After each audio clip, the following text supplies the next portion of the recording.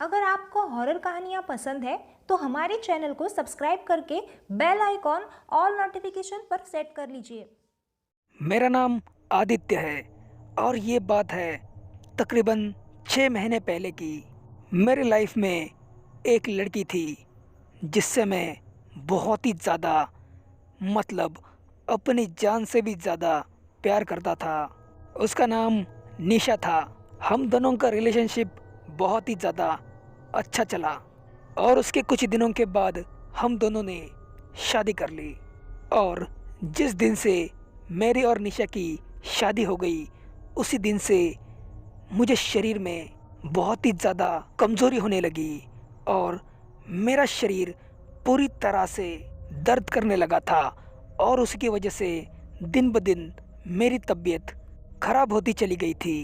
इस बारे में मैंने डॉक्टरों को दिखाया, लेकिन डॉक्टर ने कहा कि मेरे शरीर का खून बहुत ही ज़्यादा कम हो रहा है, लेकिन मेरा खाना पीना ठीक से हो रहा था। फिर भी डॉक्टर कह रहे थे कि मेरे शरीर में ज़्यादा खून नहीं है। इसी की वजह से मुझे डॉक्टरों पर विश्वास नहीं था।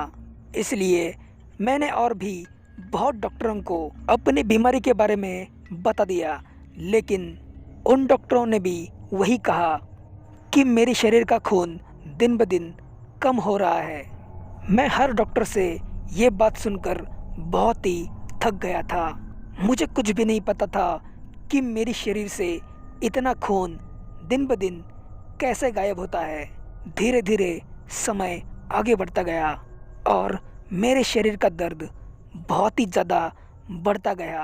अब वो दर्द मैं सहन नहीं कर पा रहा था, इसलिए एक रात मैंने खुद को ख़त्म करने का फैसला किया और उसके बाद मैं अपने घर के पास वाले कुएं में जान देने के लिए निकल गया। अभी मैं रास्ते में ही था, तभी अचानक मेरे सामने मुझे एक तांत्रिक बाबा दिखे जो एक जगह पर बैठकर कुछ मंत्र बड़बड़ा रहे थे। उनको देखकर मैं खुद से बात करने लगा, ये तांत्रिक कौन है और ये इतनी रात को यहाँ पर क्या कर रहा है? पहले तो मैंने इसको कभी देखा नहीं। भगवान का लाख लाख शुक्र है कि ये तांत्रिक मुझे यहाँ पर दिख गया। चलो आखिरी बार अब इसी का सहारा लेता हूँ। अगर इसने मुझे इस बीमारी से बाहर निकाला तो सही है। ऐसा सोचकर मैं उस तांत्रिक बाबा के पास चला गया। उस तांत्रिक बाबा ने मुझे अपने सामने देखकर भारी आवाज में कहा, ए बालक, क्या हुआ तुम्हें और तुम इतनी रात को यहाँ पर क्या कर रहे हो? इस पर मैंने कहा, बाबा देखिए, मुझे एक समस्या है।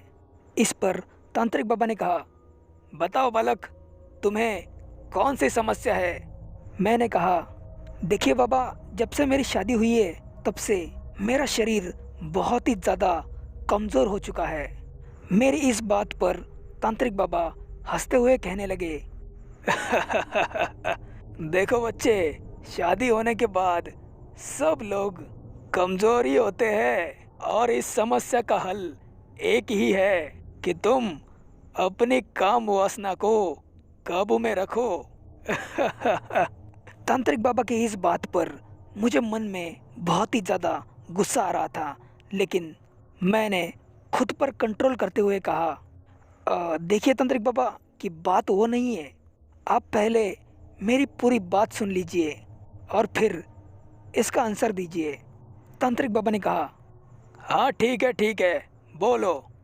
इस पर मैंने कहा, देखिए बाबा, मेरी जब से शादी हुई है तब से मेरा शरीर बहुत ही ज़्यादा दर्द कर रहा है और उस दिन से लेकर आज तक हर दिन थोड़ा थोड़ा करके मेरी शरीर से खून गायब हो रहा है। लेकिन मेरा खाना पीना और बाकी सब कुछ सही है, पर फिर भी मेरे शरीर में ज़्यादा खून नहीं है, इसलिए मुझे बहुत ही ज़्यादा कमज़ोरी और थकान महसूस होती है।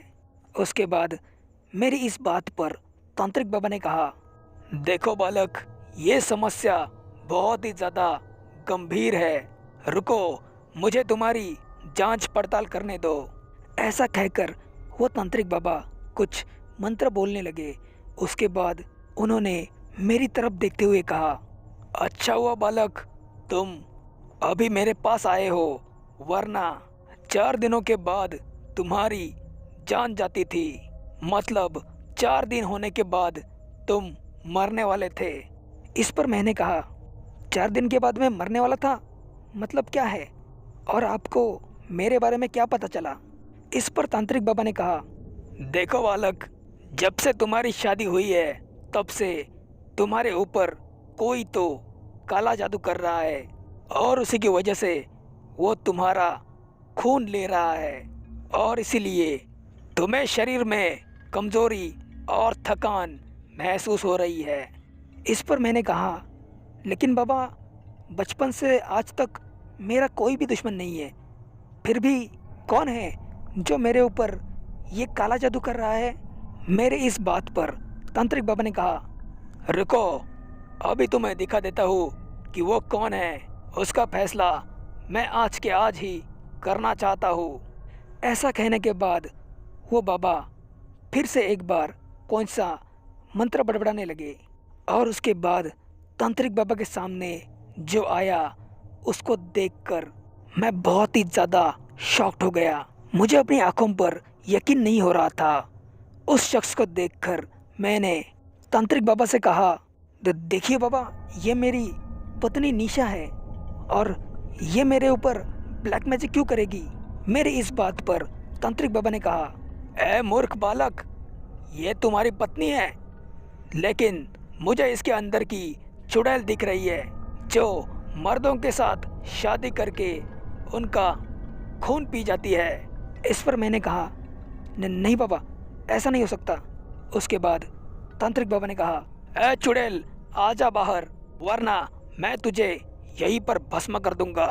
उसके बाद निशा अपने असली रूप में आ गई, जो कि चुड़ैल थी। अपनी पत्नी को चुड़ैल के रूप में देखकर मेरा दिल एक ही पल में टूट गया, क्योंकि मैंने जिससे प्यार किया था वो एक चुड़ैल थी, जो कि मुझसे शादी करने के बाद मेरे शरीर का सारा खून पीकर वो मुझे मारना चाहती थी। उस चुड़ैल ने मुझे प्यार के नाम पर धोखा दे दिया।